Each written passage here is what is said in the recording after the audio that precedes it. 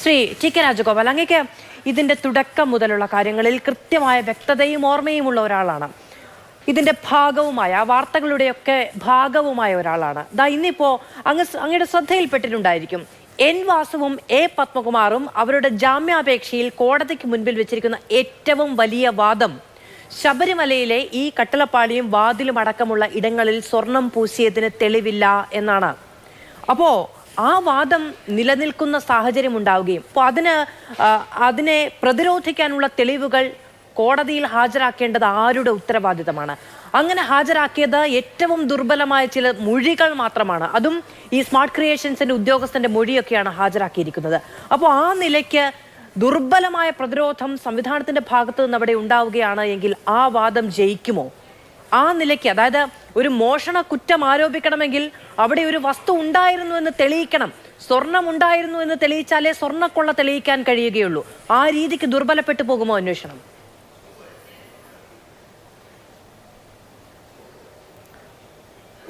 ഒരിക്കലുമില്ല മാധു, ഒരിക്കലും അങ്ങനെ സംഭവിക്കുകയില്ല. കാരണം എന്ന് പറഞ്ഞു കഴിഞ്ഞാൽ ഇന്നലെ തന്നെ അവരുടെ രണ്ടുപേരുടെയും ജാമ്യം തള്ളിയല്ലോ. രണ്ടുപേരും ഈ വാദം ഉയർത്തിക്കൊണ്ട് വന്നു. ശബരിമലയിൽ നിന്ന് അന്ന് പിടിച്ചത്, അല്ലെങ്കിൽ ഞങ്ങൾ എടുത്തുകൊണ്ട് പോയത് ചെമ്പ് പൊതിഞ്ഞ പാളികളായിരുന്നു. ആ കട്ടളപ്പാളി പിന്നെ ഇപ്പോൾ വാതിലുമൊക്കെ നേരത്തെ തന്നെ കൊണ്ടുപോയതാണ്. അതിൻ്റെ അന്വേഷണം വേറെ വരുന്നതേ ഉള്ളൂ. ഇപ്പോൾ ദ്വാരപാലക ശില്പങ്ങളിലും പതിച്ചിരുന്നത് ചെമ്പാണ്. ചെമ്പ് തെളിഞ്ഞത് കൊണ്ടാണ് എടുത്തുകൊണ്ട് പോയെന്നാണ്. അങ്ങനെയാണ് അവരുടെ ജാമ്യത്തിൽ അവർ ഉന്നയിച്ചൊരു വാദം അതായിരുന്നു. രണ്ടുപേരും അത് ഉന്നയിച്ചിരുന്നു. പക്ഷേ കോടതി അത് അംഗീകരിച്ചില്ല. സിംഗിൾ ബെഞ്ച് അത് അംഗീകരിച്ചില്ല. ബഹുമാനപ്പെട്ട സിംഗിൾ ജഡ്ജി അത് അംഗീകരിച്ചില്ലല്ലോ. ആ ബെഞ്ച് അത് അംഗീകരിച്ചില്ല. എന്താണ് പറഞ്ഞത്? അങ്ങനെ ഉണ്ടായിരുന്നെങ്കിൽ അവരുടെ ആ വാദം നിലനിൽക്കുമായിരുന്നുവെങ്കിൽ തീർച്ചയായിട്ടും അവർക്ക് ജാമ്യം കിട്ടിയേനെ. അതായത് ശ്രീ ടി കെ രാജഗോപാൽ, ഇപ്പോ കോടതിക്ക് മുൻപാകെ ആ ജാമ്യത്തിന് വേണ്ടി അങ്ങനെ ഒരു വാദം മുന്നോട്ട് വെക്കുന്നു. അത് ജാമ്യത്തിന്റെ വാദത്തിലാണ് കോടതി അംഗീകരിക്കാത്തത്. ഞാൻ ചോദിക്കുന്നത്, ഇതിന്റെ ഒരു ബേസിക് കേസ് ഉണ്ടല്ലോ, സ്വർണ്ണക്കൊള്ള എന്ന് പറയുന്ന കേസുണ്ടല്ലോ, അതിലെ വാദത്തിലേക്ക് വരുമ്പോൾ ഈ ജാമ്യം എന്നൊക്കെ പറയുന്നതിൽ കുറേയൊക്കെ കോടതിയുടെ വിവേചനാധികാരം കൂടി ഉൾക്കൊള്ളും എന്ന് നമ്മൾ വിചാരിക്കുകയാണെങ്കിൽ, പക്ഷെ കേസിന്റെ സമയത്ത് അവിടെ തെളിവുകൾ തന്നെയാണ് വേണ്ടത്. 98-ൽ സ്വർണം പതിപ്പിച്ചു എന്നതിന് എന്തെങ്കിലും തെളിവ് കൈവശമുണ്ട് എങ്കിൽ അത് പ്രൊഡ്യൂസ് ചെയ്യുക എന്ന് പറയുന്നത് വളരെ സ്വാഭാവികമായി സംഭവിക്കുന്ന ഒന്നാണ്. അത് പ്രൊഡ്യൂസ് ചെയ്യപ്പെട്ടില്ല എന്നാൽ അതിന് തെളിവില്ല എന്നുള്ളതാണോ മനസ്സിലാക്കേണ്ടത്? ഒരിക്കലുമല്ല മധു. അത് കാരണം എന്ന് പറഞ്ഞാൽ 98-ൽ വിജയ് മല്യയാണിത് കൊടുക്കുന്നത്. വിജയ് മല്യ ഇന്ത്യയിലെ അന്നത്തെ ഏറ്റവും വലിയ ബിസിനസ്സുകാരനായിരുന്നു. അദ്ദേഹം 30.3 കിലോ സ്വർണവും 1900 കിലോ ചെമ്പും അവിടെ കൊടുക്കണമെന്നുണ്ടെങ്കിൽ അതിനൊന്നും കണക്കും വയ്ക്കാതെ ഒന്നും കൊടുക്കുകയല്ല അവർ. നമുക്കറിയാമല്ലോ, ഒരു ബിസിനസ്സുകാരൻ അങ്ങനെ ഒരു വഴിപാട് അവിടെ സമർപ്പിക്കുകയാണെങ്കിൽ. അപ്പോൾ UB ഗ്രൂപ്പിൻ്റെ വളരെ കൃത്യമായ കണക്കുണ്ട്. അവരുടെയിൽ വളരെ കൃത്യമായ കണക്കുണ്ട്. 11 സ്ഥലങ്ങളിലാണ് അവർ സ്വർണം പതിപ്പിച്ചിരിക്കുന്നത്, സ്വർണ്ണപ്പാളികൾ പതിപ്പിച്ചിരിക്കുന്നത്. ശബരിമലയിലെ പ്രധാനപ്പെട്ട 11 ഭാഗങ്ങൾ. അത് സമയത്തിൻ്റെ ഇതുകൊണ്ട് ഞാനത് കൂടുതൽ വിശദീകരിക്കുന്നില്ല എവിടെയൊക്കെയാണെന്നുള്ളത്. കൃത്യമായിട്ട് അവർ പറയുന്നുണ്ട്. 30.3 കിലോ പതിപ്പിച്ചിട്ടുണ്ട്. സ്വർണം പതിപ്പിച്ച ശ്രീകോവിൽ ഇന്ന് സമർപ്പിക്കും എന്ന മാതൃഭൂമിയുടെ വാർത്തയടക്കം ആ ചിത്രമടക്കമുള്ള കാര്യങ്ങളൊക്കെ പുറത്തു കൊണ്ടുവന്നതും അത് ജനങ്ങളുടെ ശ്രദ്ധയിലേക്ക് കൊണ്ടുവന്നതും ഒക്കെ നമ്മൾ തന്നെയാണ്. ഇത് അങ്ങനെ നടന്നിട്ടില്ല എന്നല്ല ഞാൻ പറയുന്നത്. പക്ഷേ ഈ പ്രതികൾ ഇങ്ങനെ ഒരു വാദം ഉന്നയിക്കുകയാണ്.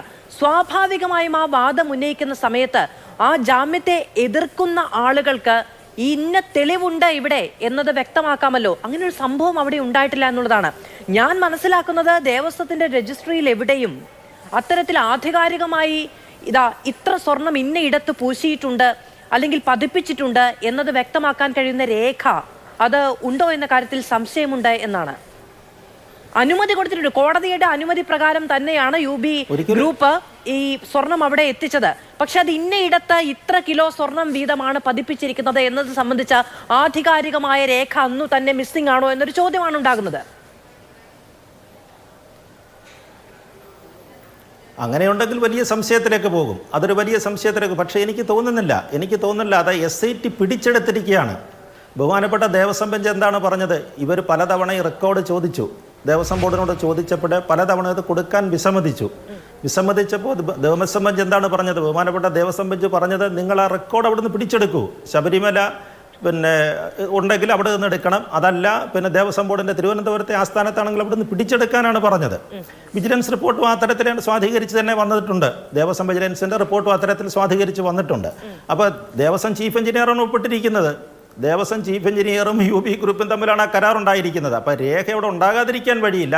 ഒരു പക്ഷേ അത് മാറ്റിവെക്കുകയോ അല്ലെങ്കിൽ എന്തെങ്കിലും തരത്തിലുള്ള കൃത്രിമം കാണിക്കാൻ വേണ്ടി എന്തെങ്കിലും ചെയ്തിട്ടുണ്ടോ എന്ന് അറിഞ്ഞുകൂടാ. പക്ഷേ ഇതിൻ്റെ ആധികാരികത നമുക്ക് അറിയണമെന്നുണ്ടെങ്കിൽ ഈ തെളിവുകളെല്ലാം കോടതിയുടെ മുമ്പിലാണ്. ബഹുമാനപ്പെട്ട കോടതിയാണ് അതെല്ലാം പരിശോധിക്കുന്നത്. അപ്പോൾ അതുകൊണ്ട് അത് പുറത്തു വന്നെങ്കിൽ മാത്രമേ നമുക്ക് അറിയത്തുള്ളൂ. ഇപ്പോൾ ഇത് അറിയാവുന്ന രണ്ടേ ആളുകൾ SITക്ക് അറിയാം, അതല്ലെങ്കിൽ ദേവസ്വം ബെഞ്ചിനെ അറിയാം. ഈ രണ്ടുകൾ അറിയാനൊക്കത്തുള്ളൂ. അതിനേക്കാട്ടിൽ വലിയൊരു തെളിവ് പുറത്തു വരാനുണ്ട്. അതിനേക്കാട്ടിൽ വലിയൊരു തെളിവ് പുറത്തു വരാനുണ്ട്. കാരണം ഈ പാളികളുടെ എല്ലാം സാമ്പിൾ എടുത്തു കഴിഞ്ഞു. ഈ പാളികളുടെ എല്ലാം സാമ്പിള് ഇവർ കൊണ്ടുപോയിരിക്കുന്ന സകല വസ്തുക്കളുടെയും സാമ്പിൾ ദേവസ്വം പിന്നെ SIT എടുത്തിട്ടുണ്ട്.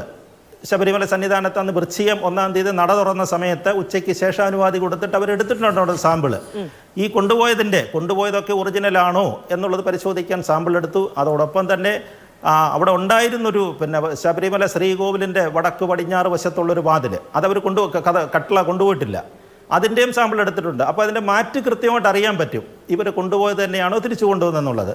അതിൻ്റെ റിപ്പോർട്ട് വന്നു കാണണം. കാരണം VSSCയിൽ അതിൻ്റെ പരിശോധന തുടങ്ങിയിട്ട് ഏതാണ്ട് 1 മാസം കഴിഞ്ഞു.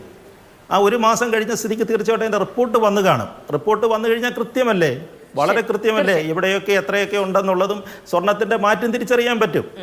അത് കോടതിയുടെ രേഖകളുമായിട്ട് പരിശോധിച്ച് നോക്കുമ്പോൾ കോടതിയിലിരിക്കുന്ന ബഹുമാനപ്പെട്ട ദേവസ്വം ബെഞ്ചിലിരിക്കുന്ന രേഖകൾ SITയുടെ റിപ്പോർട്ടുമായിട്ട് ഇതിനെ താരതമ്യം ചെയ്ത് നോക്കുമ്പോൾ വളരെ കൃത്യമായിട്ട് അറിയാൻ പറ്റും. അങ്ങനെയൊന്നും രക്ഷപ്പെടാനൊക്കത്തില്ല.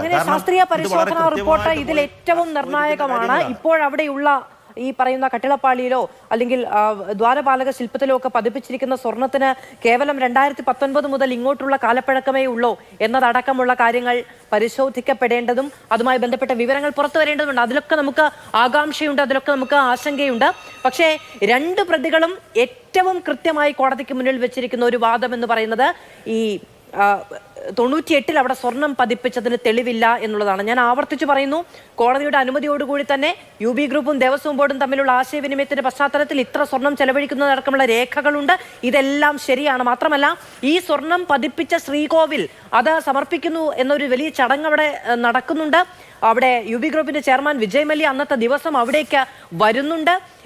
വാർത്താ സമ്മേളനത്തിലൂടെ മാധ്യമങ്ങളെ ഇത് അറിയിക്കുന്ന മാധ്യമങ്ങൾ അവിടേക്ക് ചെല്ലുന്നുണ്ട്. അങ്ങനെ ഒരു സംഭവം ഉണ്ടായിട്ടില്ല എങ്കിൽ സ്വാഭാവികമായും നിങ്ങളോട് ആരാണ് പറഞ്ഞത് ഇങ്ങനെ ഒരു സംഭവം ഇവിടെ നടക്കുന്നില്ല എന്നത് പറയേണ്ടതുമാണ്. പക്ഷെ അന്നതൊന്നും ഉണ്ടായിട്ടില്ല. പക്ഷേ മഹസറുകളിലോ രജിസ്റ്ററുകളിലോ ഒന്നും അത് രേഖപ്പെടുത്തി വെച്ചിട്ടില്ലേ എന്നൊരു ചോദ്യം സംശയാസ്പദമായി നിൽക്കുന്നത് ഈ പ്രതികളുടെ ഈ വാദത്തെ ഖണ്ഡിക്കാൻ അത്തരം രേഖകൾ ഹാജരാക്കപ്പെട്ടിട്ടില്ല നിലവിൽ എന്നുള്ള വാർത്ത പുറത്തു വന്നപ്പോഴാണ്.